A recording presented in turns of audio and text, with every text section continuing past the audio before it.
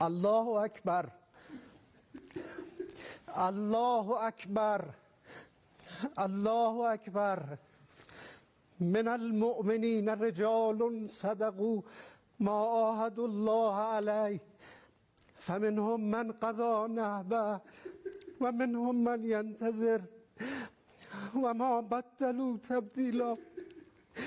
انا لله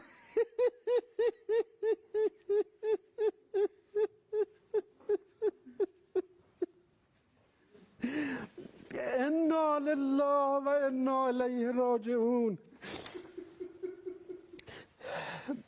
بعد از عمری مجاهدت حسینی و دائمی و خستگی ناپذیر، روح بلند و ملکوتی کوه نستوه ولایت، پدر مهربان امت، رهبر و امام مسلمین، حضرت آیت الله العظما سید علی حسینی خامنه ای در راه سربلندی حرم جمهوری اسلامی ایران شهد گوارای شهادت را نوشیدند و به ملکوت اعلی پیوستند.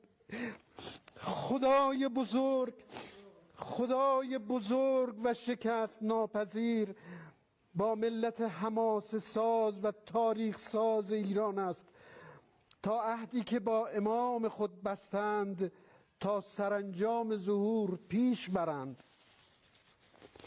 یقینا در این برهه تاریخی قطب عالم امکان حضرت بقیت الله الاعظم ارواحنا لتراب مقدم الفدا مولای ما ملت مظلوم و مقتدر خود را کفایت می کند تا با تبعیت تام از ولی فقیه شرعی و قانونی مسیر باقی مانده تا قله سربلندی را با وحدت و اقتدار به پایان رسانند و پرچم این انقلاب را به دستان با کفایت ایشان تقدیم کنند.